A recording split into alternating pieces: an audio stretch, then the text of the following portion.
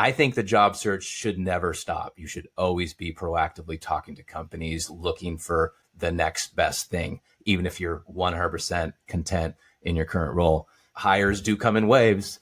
So you want to be caught up in that. So you want to be positioned well and having the right conversations and sort of leveraging your network and expanding your network constantly. I'm always trying to push people to take earlier stage opportunities. And what I find about CFOs is they're like, look, I'm not really considering something that's under 100 million ARR, because they know if they're coming at the early stage, they're going to be doing a lot of the kind of grunt work. There's a lot of messy work that they don't want to do. I don't think everyone agrees with me, but I think increasingly having a capital markets edge as a CFO, when you're advising your company on taking big decisions, like understanding your market positioning, macroeconomics plays a big factor right now. And so like, if you don't really understand these market dynamics with interest rates, policy, like all that jazz, not necessarily you have to have investment banking background at Goldman Sachs to be valuable, but at least be knowing enough to be dangerous on that capital markets edge and be able to speak in a sophisticated way, I think is really important.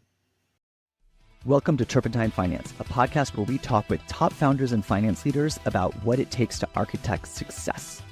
Our guests speak candidly about big business inflections, market curveballs, and how they approach decision-making so that you have the tactics and mental models for when the pressure is on.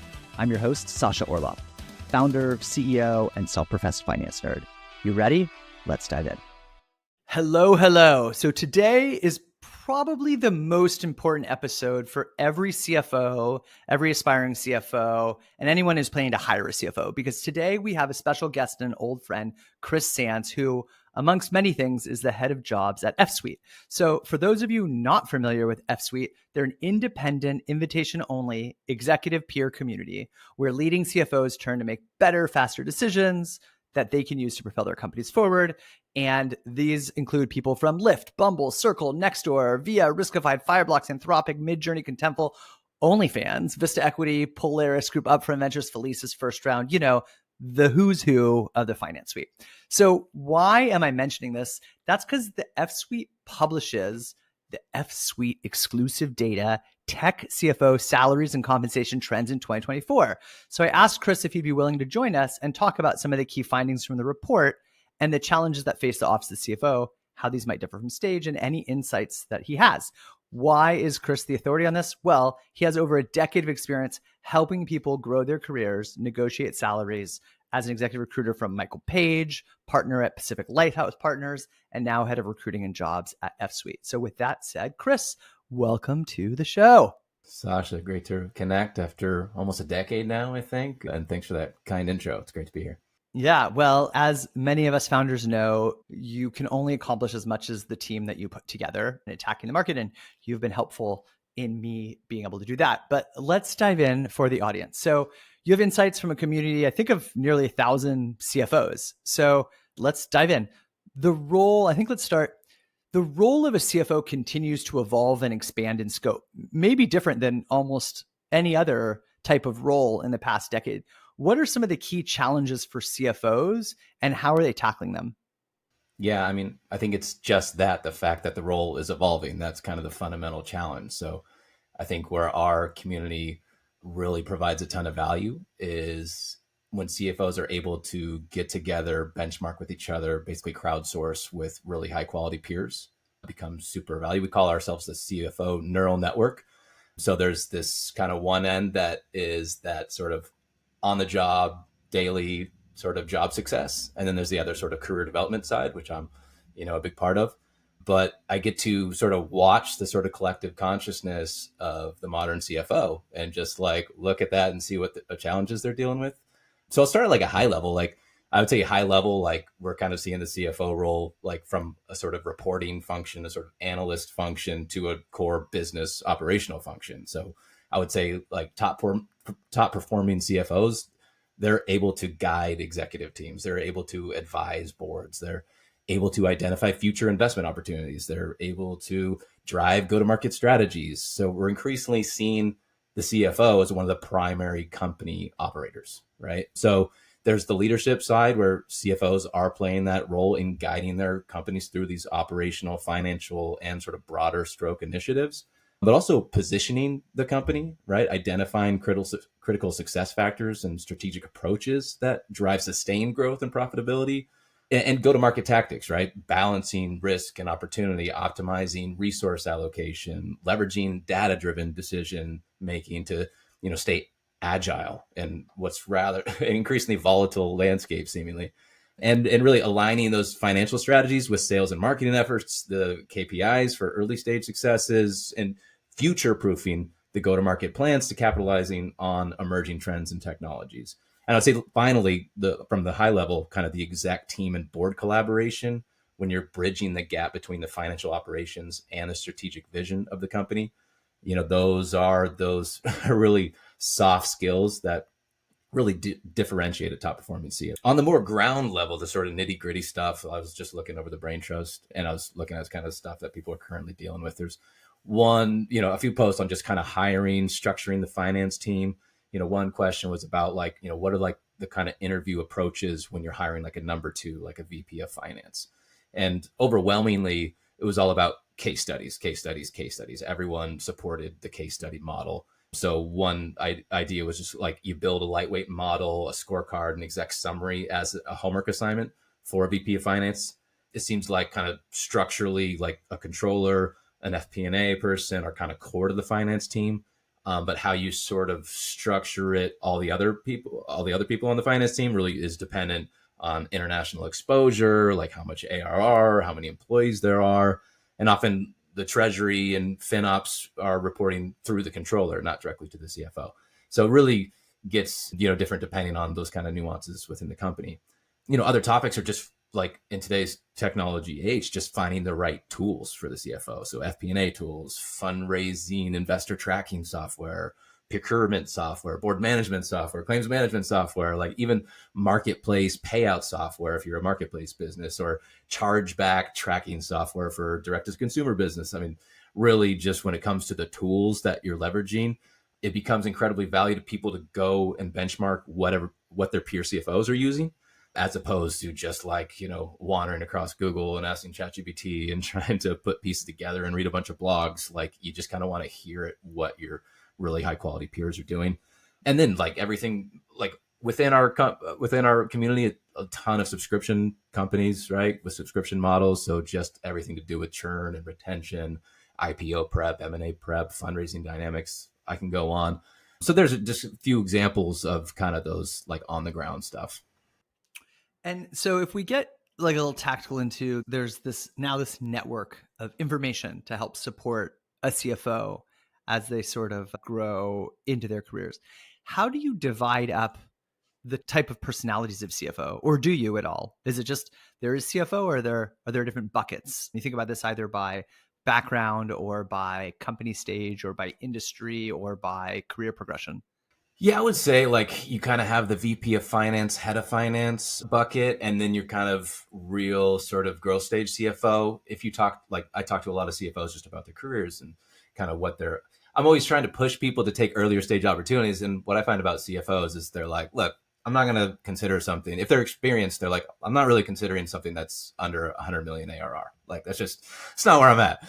And because they know if they're coming at the early stage, they're going to be doing a lot of the kind of grunt work, standing up a legal finance function there's a lot of messy work that they don't want to do. And they're seemingly beyond that point. So I think it's a great opportunity, and we'll probably get into like strategies for the first time CFO, like how to get to that point. But like, great opportunities like going into that head of finance if you're willing to get your hands dirty and stand up a finance function at the earlier stage. Let's just dive into that now, actually, where we're going. It seems like a good natural bridge. You've been doing recruiting for quite a while. I'm imagining there's a lot of aspiring CFOs. They're that VP of finance. They're coming in. What are the top 2 to 3 recommendations you give to aspiring CFOs trying to land their very first role? Yeah. I mean, look, I like I said, for the VP and head of legal, like trying to get that true CFO role, target those early stage companies because they're out there. I was just talking to a company, an AGI company. They're kind of crazy because they've raised publicly. They've announced 145 million and they have 22 employees, and they haven't disclosed like another couple hundred million that they've raised. A lot of that has to do with compute and how expensive that is. But like joining a company like that, that's going to be like a super hands-on, like we don't want someone coming in that just wants to like focus on building a team. We want someone who's really in the weeds. And so that's like a huge opportunity from just a personal growth perspective, potentially like having equity and like a unicorn, and just a super good bridge to being that CFO. And perhaps you come in as a VP of finance and you know, change that title to CFO. And we'll get into the compensation ramifications of the title and the kind of disparity between head of legal and CFO. But I would say like targeting those early stage companies as a VP of finance or head of legal is one good point. I would say another thing is just being proactive about, you know, your next move. Oftentimes, and this happens across all levels, super experienced people from not so experienced people, they are happy in their role, and then all of a sudden they decide they want to move for X reason, and then they start the job search. Oh, I'm kicking off the job search now. Okay, I'm getting my hand. I think the job search should never stop. You should always be proactively talking to companies, looking for the next best thing, even if you're 100% content in your current role. So I would say always be generating that job search activity and those opportunities, because you want to be caught up in that wave when, and hires do come in waves. So you want to be caught up in that. So you want to be positioned well and having the right conversations and sort of leveraging your network and expanding your network constantly. And I would say maybe thirdly is just knowing your new unique value in the marketplace and sort of where the market opportunities are, where you uniquely fit in, and maybe coming up with like a couple different scenarios. Oh, maybe I'll take a sort of VP of finance at a public company, or I'll take a CFO role at a rather early stage company, or I'll sort of, you know, switch industries completely, or I'll just narrow in my like, you know, kind of core industry that I've been building so far. So there's a couple different ways. I think you should, you know, people should be really intentional about what sort of routes they should take. Not because I keep seeing it's like, oh, I'm going to cast a wide net. I'm going to keep an open mind and kind of see what comes. No, like start with a few ideas, and maybe if you need to expand from there, but give it some thought, be intentional, have a couple different paths that make sense and where your unique value fits into the marketplace. And if we take the other side of that, so, you know, in your experience, just doing so many executive recruiters, you're working mostly perhaps on behalf of a candidate, or sometimes you work on behalf of a candidate where a candidate might be that aspiring CFO and trying to land their first role. How do you see it on the other side from a company side? So let's think about a company that maybe has never had a CFO before. Is this something where, you know, the candidate is kind of selling the role and selling themselves, or do you just look for people that happen to already be recruiting a CFO? Right. Well, I'll first say I love that you mentioned the candidate first, sort of like, you know, working from the candidate side. I mean, I'm unique in that I'm truly candidate first, because traditionally how the recruitment industry works is you're completely working on behalf of your client. So the client wants a very specific profile. You're like, I'm going to go find that exact person that you have in your mind, and I'm going to do the closest thing. And then I'm going to convince that person to take this job. And I'm going to, even if it's not in their best interest, if you're going to try, you're incentivized to push that person into that job. And so for me, it's fantastic just being candidate first and just guiding people where I think they ought to be, and taking the time, just being member first, adding that membership value and not charging any recruitment fees. But I would say, so from the employer side, and maybe you can reframe your question, because it's kind of, you're kind of framing this like, what are employers looking for exactly? Well, like I think you're in a unique position where, like you mentioned, you're working on behalf of finance executives, helping them navigate their career and find the next opportunity. Traditionally, it's the opposite. It's the company who is hiring the executive recruiter or firm to go find a candidate and source candidates. So I was trying to like sort of just understand a little bit of some of the differences for that, starting with like that first aspiring CFO trying to find and land their first job. What was it like maybe before when you were hired by the company versus now? Meaning, do you need to go convince companies to hire their first CFO, or job postings out there? Like, we should paint a picture of some of the differences. I think it's really unique. Yeah. I mean, on the other way around, like I'm not going to give any time to candidates that don't fit the exact profile of the job I'm working at the time. So if, it's a Series C CFO, I'm not going to waste my time with a VP of finance that's work at a Series A because they don't fit the bill. So I'm just not going to even take the time to, maybe I would because I'm being proactive and smart and maybe for the future roles. But in general, my focus is going to be targeted on just making that fee for that client. So now it's completely flipped where, yeah, I'm kind of providing that insight, as I kind of mentioned before. Here are some sort of tactics you can use. Let's target, like, where are those 3 areas you think you can fit in well? Okay, now that we identified that, let's download a Crunchbase list. Let's figure out all these exact companies that we can target. And maybe we can look at the companies that don't have a CFO yet, that should have a CFO, and we can like proactively try to open up a role for them. The way that roles have been coming in is largely through our own referral network. So we have the F suite. We also have the L suite. So we have a couple different executive communities, and we're seeing referrals coming through for both. So our chief legal officer community, they're coming to us saying, hey, we need a CFO. Can you pick some people out for the F suite? And vice versa. And then people are just hearing about us in the ecosystem and coming to us. And then also CFOs, they're getting approached by recruiters. They're getting approached by companies. They're ultimately not taking it perhaps. And then they're saying, oh, but Chris can over here, he can find you our membership is so give to get. Like one of the most powerful things is just the willingness of our members to help other members. So if someone's not going to accept a job, they're like, oh, I want to make sure one of our members gets this job. So let's throw it over to Chris, and then Chris can just deliver candidates super fast. That's rad. So what are some of the differences that you see or what are some of the ways in which you pitch a candidate differently that is the first time and they're ready, or somebody who's an experienced CFO? Yeah. I'll start with just kind of how I operate in terms of like the job matchmaking process. And so first I get on a very brief call with an employer, like, look, 15 minutes, I'll be able to understand what the heck the profile you're looking for. And sometimes they're like, look, I need someone with at least 15 years experience. I don't want any kind of rising CFOs. I want someone who's sort of been there, done that. And in that case, yeah, I'm not going to try to force a VP of finance down their throat. But other times it's not really that. Like they're kind of still discovering what they want. And the great thing, and I think this is something I advise employers to do, it's like, look, let me just fill your pipeline with a slow drip of candidates so you can just interview nothing but high quality candidates. Forget about flooding your inbox with hundreds of applicants and then figuring out some way to filter those. And, you provide a horrible candidate experience for most people. I sort of get a general sense of what the profile is. I sort of go to our community and I understand, and I get some interest from them. I say, hey, write up 3 bullet points. Forget about the whole resume. I want to do away with the resume. Write up 3 bullet points for me that uniquely qualify you for the role. What's interesting about a resume is supposed to be a one size fits all for all opportunities. And then people try to be like, oh, but I have 5 resumes. There's one for like marketplace companies. There's one for SaaS companies. And it's just like, forget about that. Forget about the resume. Make your LinkedIn look nice. And I'll do warm intros directly to the executives. And I'll insert these 3 bullet points and let you guys take it from there. You tell your story. And so I pretty much get clearance from that employer. Like, look, I know what you're looking for.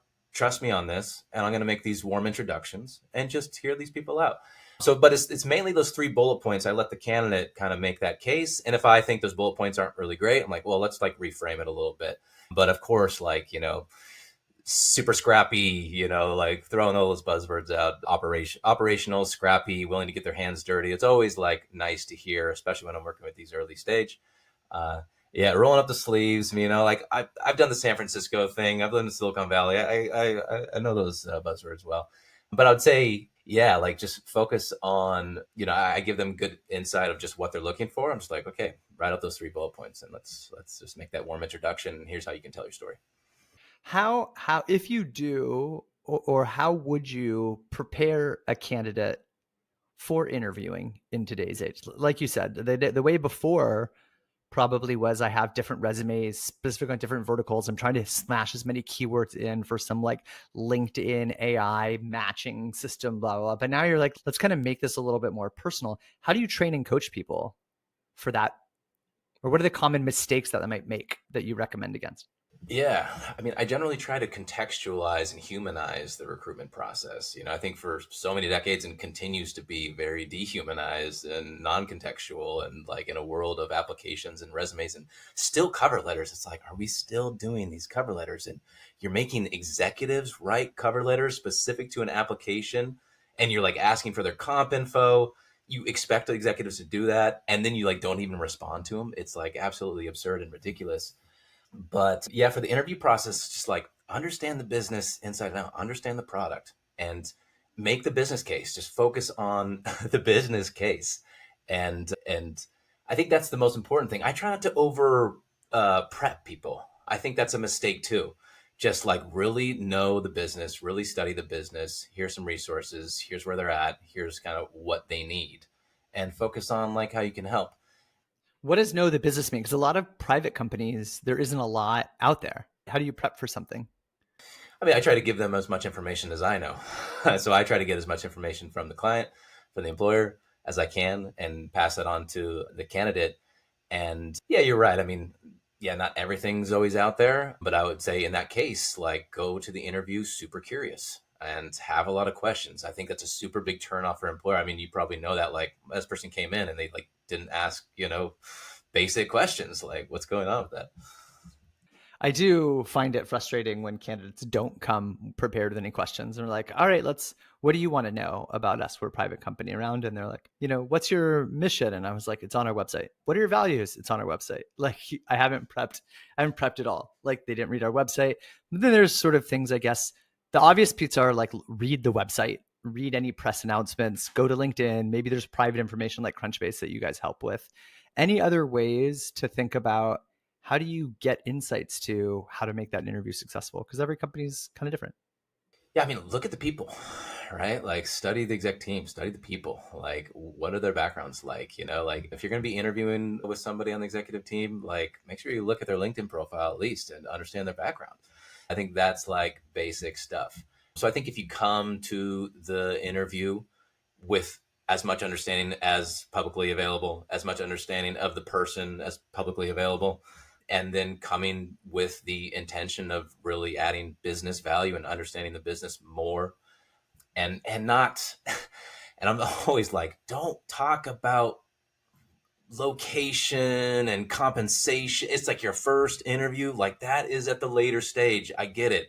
Like, just save that talk. Like, we'll deal with that when we get there. And even in the early stages, like, oh, but what's their compensation range? And it's just like, look, I'll, we'll help you with that. We got the comp data. Like, don't worry about it. We're going to help you out there if we get there. Just like focus on the curiosity, the business, the people, the values, and take it from there. Hey, we'll get back to the conversation in a moment after a word from our sponsors. The less your business spends, the more margin you keep. But today, everything costs more. So smart businesses are graduating to NetSuite by Oracle.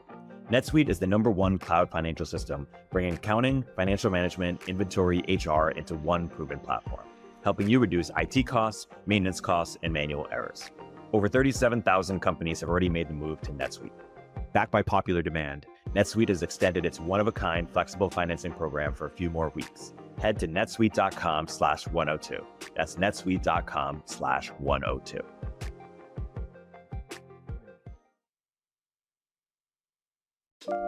Real talk. Most talent leaders haven't yet cracked how to leverage AI for meaningful impact on their hiring processes and business goals. But the leaders who are effectively using AI to transform their recruiting team's efficiency and quality use MetaView. MetaView is the AI assistant for the interview process.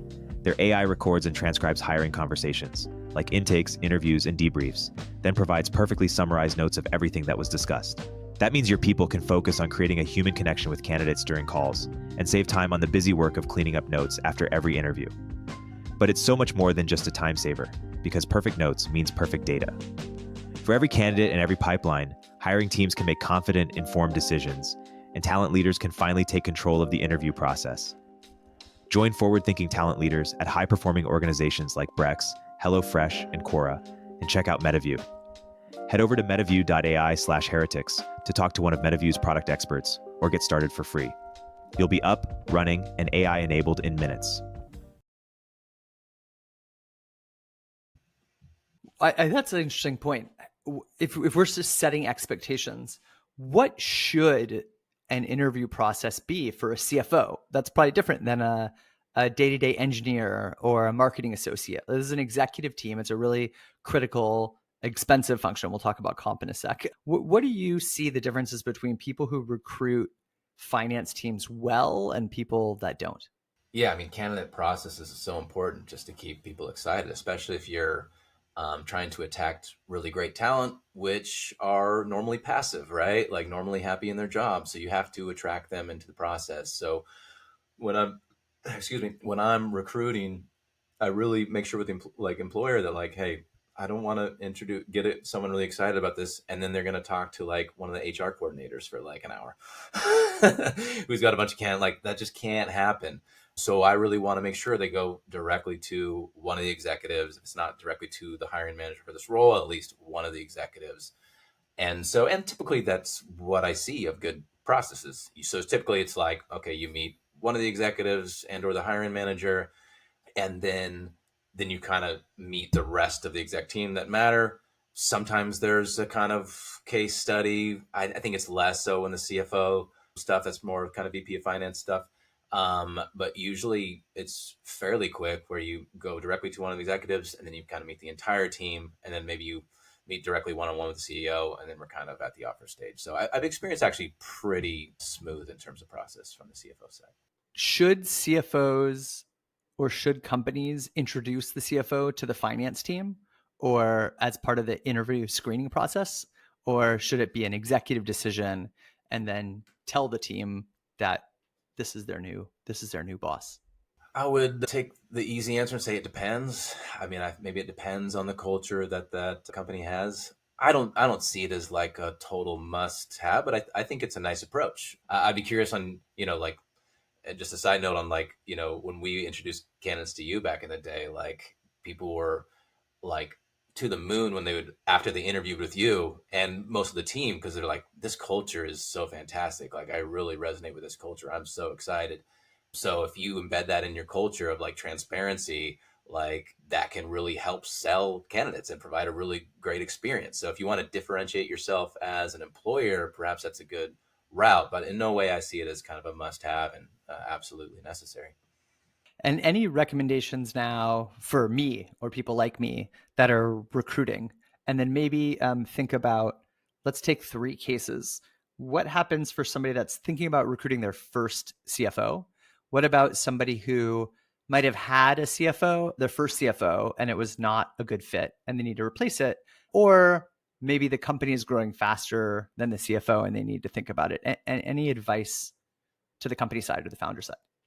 Yeah, I would say, look, like if you have a vision that you need a CFO, then I think you just got to start talking with CFOs. I think like you're not 100% certain that you need a CFO until you actually start talking to CFOs. So I would say start talking to CFOs. If you have any inkling, like you should.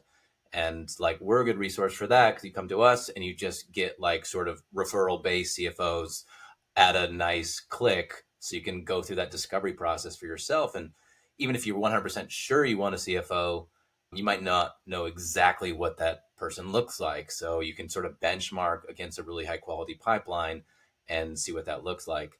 And I think maybe a lot of founders and CEOs, they sort of hesitant, like, oh, I don't really want to like kickstart this whole process, because you like publish it live to the world. And, sometimes you want to go a little discreet, right? And sometimes you're replacing your CFO. You want to be discreet. So it's a good sort of value to employers where they can just, all right, let's kind of feel this out. Let's get some candidates kind of talking to. But I would say if you have any sense that, perhaps that's someone you need, then you should start talking and keep in mind that like a finance leader is not only a finance person, like they are a strategic partner in the business, a strategic leader in the business. So, and increasingly you see like CFOs really bridge into like a CFO/COO, like, they can be a really strong executive that's not only the finance person, but perhaps even a dual COO role. So I'd say start talking to CFOs.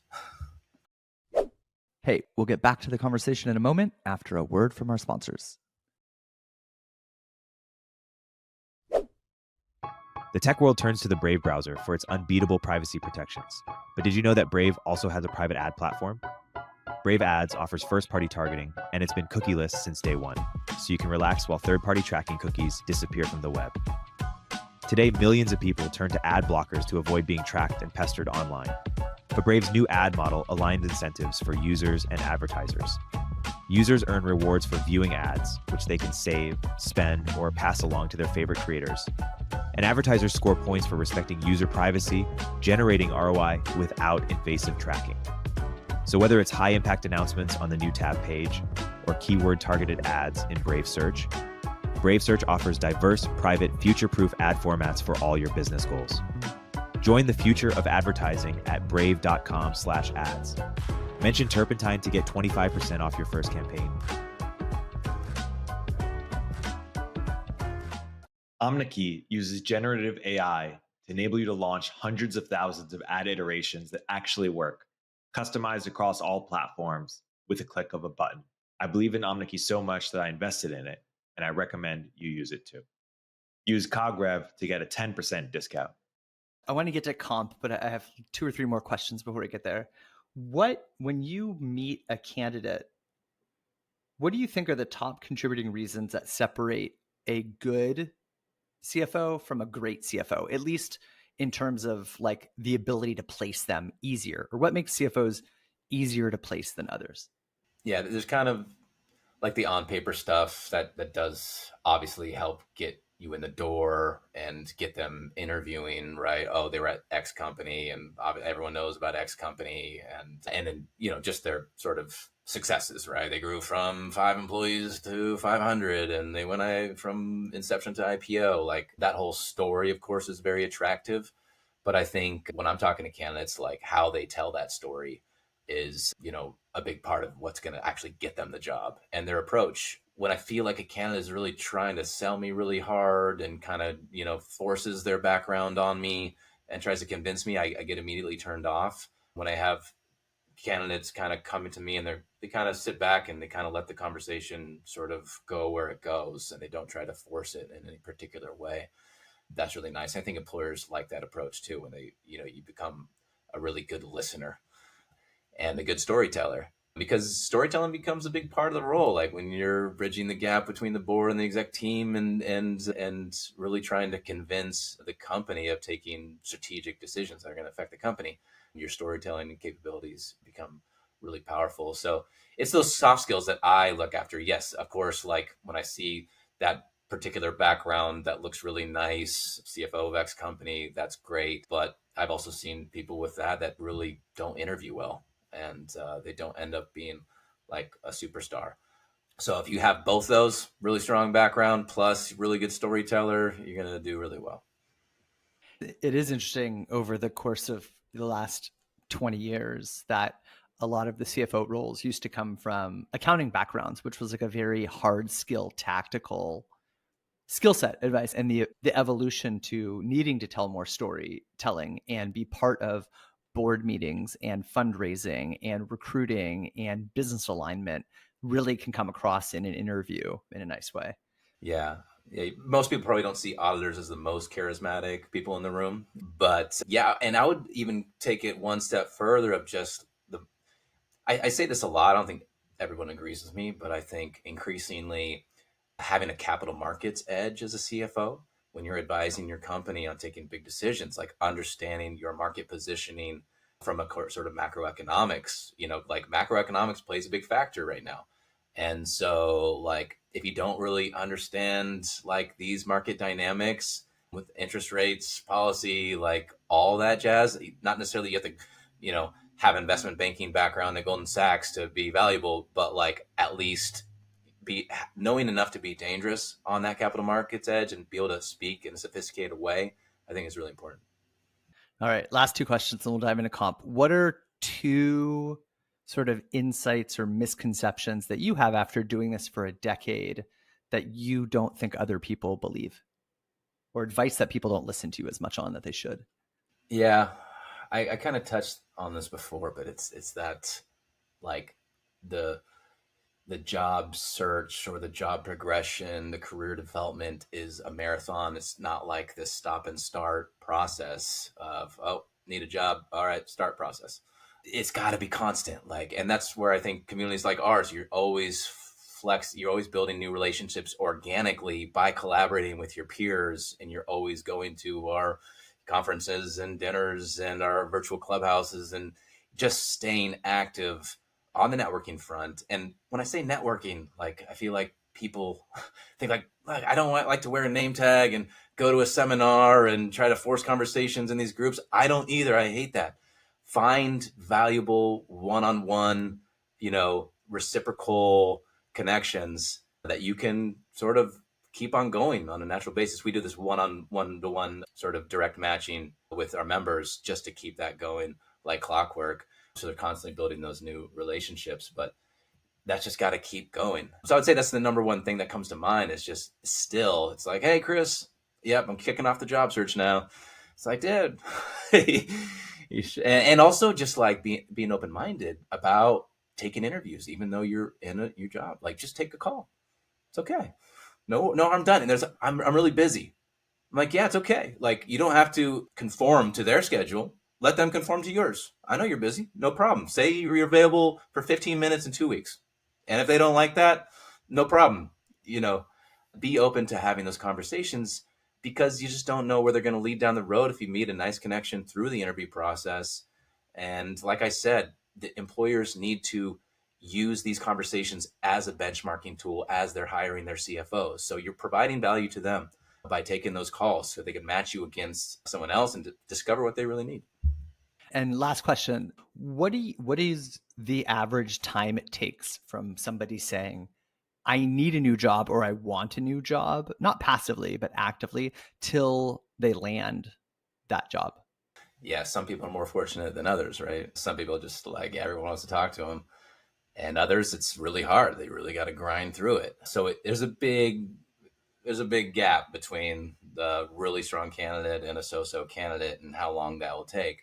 But I would say, like, for these executive hires, they take a lot of time, and employers stop and start the process. They reconsider. They're super bullish on making this hire super fast, and then something happens. They change their mind. These processes can take months and months and months. And so that's why it's even more important to just have some irons in the fire while you're going. And then, God forbid, if you need to leave or, something happens, and you have some pretty solid leads. And yeah, it's great when you're playing with the house's money, right? If you have a great job and you don't really need to leave, that's just a really great spot to be in. Then when you really need a job and you got a mortgage and you got college for your kids that you need to save up for, like, you don't want to be in that position because employers can sense that when there's some slight, like, I need a job. Yeah. And that's probably why the F suite is so attractive and has so many people right away. It just helps prepare you and expedite you, and you get to work with you. All right.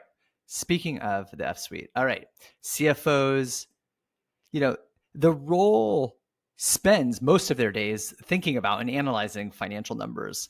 But obviously the numbers that matter the most personally are the things that come into the bank account, whether that's comp through salary or bonus or equity.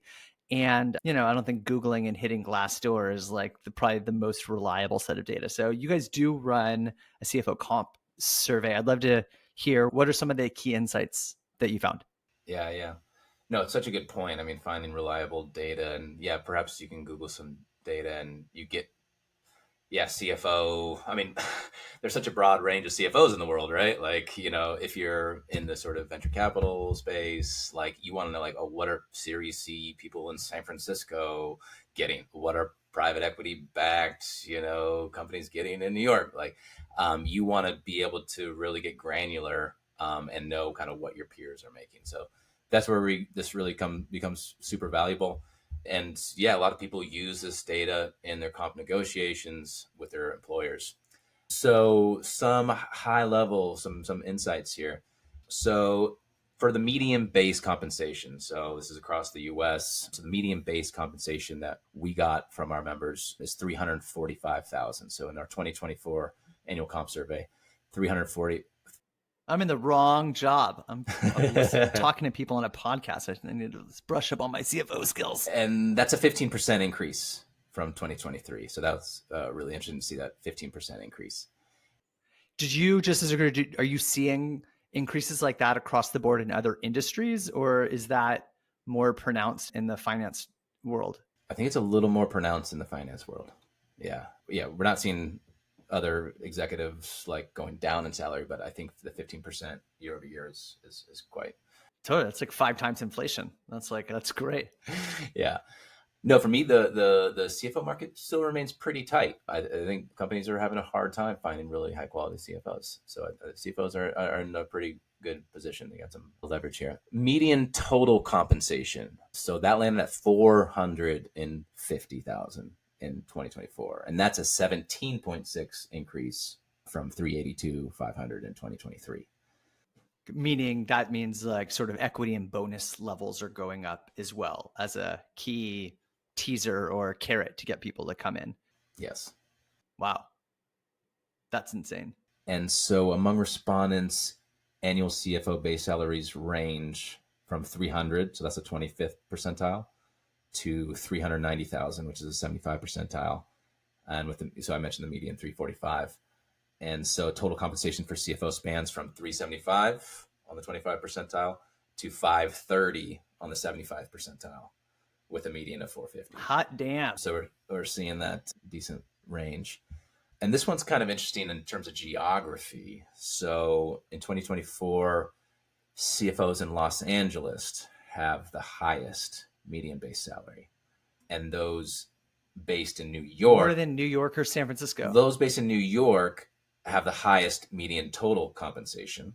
So total compensation, but the base was the highest in LA. And then this is actually a shift from 2023, because in 2023, it was San Francisco that led in both categories. So maybe the San Francisco exodus is real and having some effect here. Yeah, or there's a homeless premium. Are you going to deal with all the homeless in the cities of LA and San Francisco? You got to be compensated appropriately for that. And so we mentioned the total compensation element. So the bonus part of that. So the bonus amounts seem to be trending upward. So in 2024, just over 84% report receiving an annual bonus with a median target of 35%, compared to 72% reported receiving bonuses with a typical range of 30 to 35%. Got it. So more people receiving bonuses and higher bonuses year over year. And then anything else, like sort of when we think about the differences between sometimes C-suite and others, there's other types of things that can also come in outside of comp. The role of a CFO, sometimes, in an M&A or an IPO, you can lose your job as sort of part of that acquisition. Other sort of notable perks to think about for CFOs? Yeah, so we've seen some notable perks trending up, including rates of guaranteed severance, also executive coaching budgets, and of course the kind of formal remote working arrangements, and the ability to early exercise options. So all those are pretty solid. And on the remote work, this is more anecdotal from my side, but the roles, when I'm seeing these executive roles, 50% are fully 100% remote. And then the other stuff I'm seeing on the other, and it could be even more than that, but anecdotal, it feels like 50% are fully 100% remote. And then the other half are a hybrid. Like it's like a 2 to 3 in the office a week. And I'm just not seeing it all. Like, hey, this person's got to have their ass in a seat 5 days a week. That's what we do. Like, I'm just not seeing that, period, which is fantastic for me. I'm a full believer in remote. We've been remote from the very beginning, before it was trendy. And so I love that trend, but it's fascinating to see that you're just not seeing those hybrid. But it creates an interesting dynamic. When I was recruiting back in San Francisco over a decade ago, like we were doing a lot of relocations, like I was basically taking the traditional finance people from New York saying, hey, come over to Silicon Valley, work with a startup. And, you do the whole relocation stuff and the package and all that stuff. But I don't think we're seeing like someone doing a reload package so they could be in the office 2 days a week. So it's really weird. I have a feeling that ultimately even the hybrid model is kind of going to turn out to be like not really that great of a model, because you want to hire the best talent kind of wherever they are. People are more like, look, I want to work remote. It's just where I am. So like, I think we're probably going to see like, okay, well, once a month we're going to meet in LA and we're going to do like a cultural little offsite thing. And I think that is like the future. I think that's a really great model to maintain a cool culture. Yeah. Probably goes against my own interests as a founder of a growing company, but would love your advice on how should CFOs negotiate comp? Like, you have your ranges, you know this information. Obviously, if you get thrown out an offer that is in the median or above the range, you're probably take it. Maybe you would negotiate more. What if it's below? How do you successfully negotiate up comp for a job? So I have one tactic that I recommend, and by no means do I say this, a lot of CFOs just have a much better sort of intuition than I do on these negotiations, right? And they're executives and they've done it like a lot of times, so they're well versed. But I would say if you're really hitting a wall on cash, and a lot of times executive teams are kind of framing these ranges, especially in the earlier stage. It's like, look, like we set this range for the executive team where we're all kind of equals, and we just set that intentionally, but we have this equity stuff. It's like, okay. So my view on that is like, okay, well, if you want me to go under market, F-Suite has this comp data that says it's higher than that. Like, so if you're asking me to take below market cash, well, I want above market equity.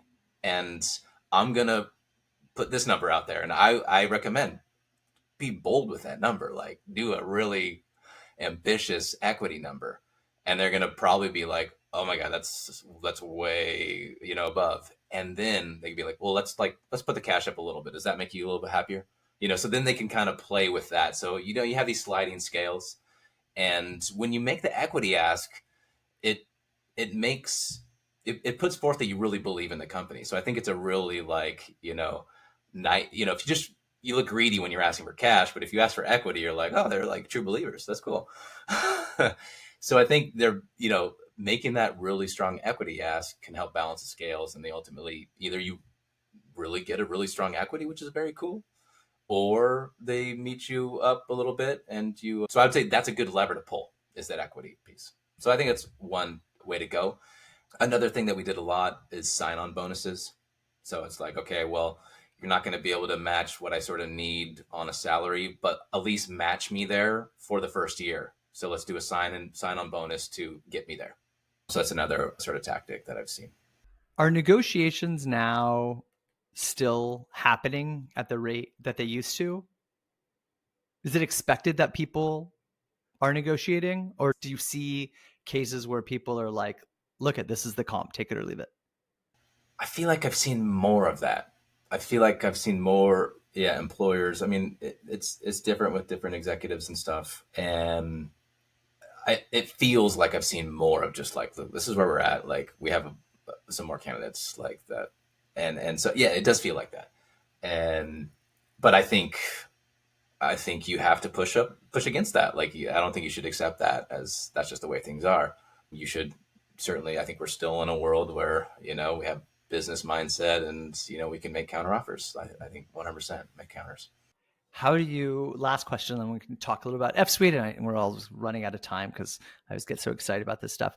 How do you frame, or how do you recommend for somebody that doesn't negotiate? And if somebody says like, here's our comp, it's the take it or leave it, it's not negotiable. How do you recommend reapproaching that conversation to open it up? Yeah, this comes where like data becomes really important, right? Like you take out the emotional piece. You could, if you were saying, look, I got a daughter in college, and like this is just gonna put me like I can't afford it. Like you don't want to go there. So if you can just remain objective and just present the data, then that really kind of takes all that stuff out, and it just makes you look like a data-driven decision maker, which is fair, and that makes it not unreasonable, right? You're just simply presenting the data. So I'd say that's the sort of best approach you can do, is use the data. Yeah, that's what works on me the most. I was just wondering if there were any other tricks that I need to be aware of. All right, last couple questions, and then we got to wrap up, unfortunately. Tell me a little more. Why F-Suite? You've been doing this career in executive recruiting for a long time. What got you excited to join F-Suite? Yeah, I mean, we're sort of building the next evolution of professional networks. It's a super strong mission to be behind. I love my role just in terms of using my exec search background and flipping the model on its head and being candidate first. That's the part I always love the most, is working with candidates and helping them in their careers. So now I get to do that on a systematic level and try to scale it and really make a splash in the ecosystem and tell employers out there, like, zero fees, candidates, super high quality, super fast, not hundreds of thousands of dollars with these fancy write-ups and super slow processes that drag you out for months and months and months. Just come to us. We're going to get you some super high quality people and like strategically make that hire without flooding your pipeline with just chaos. Like, yeah, and trying to dig through for those one candidates, but they're still not even referred necessarily. Like, they might look good on paper, but you don't really know, like, you don't have any kind of referral point. So just getting a curated pipeline that's sort of elastic, like, okay, let's like turn on the gas, let's get this pipeline a little stronger. Okay, let's kind of back off. That's a good amount. So I'm trying to create that unmatched employer experience while creating an unmatched membership experience is fantastic. And I just love that. But furthermore, just seeing the impact on the day to day, like, and seeing that you discover that, God, people really like to help each other, if given the opportunity. So you have this really experienced CFOs, some less experienced, and they're all coming together around topical issues, day-to-day stuff, novel things that are coming up. If you're a first-time CFO, you're going to be throwing a lot of stuff that you have no idea how to handle, and you want to look good to your exec team and board. So you just ping the F-Suite community on the Brain Trust, and you're going to have some really great people who've been there, done that, giving you super practical, actionable advice.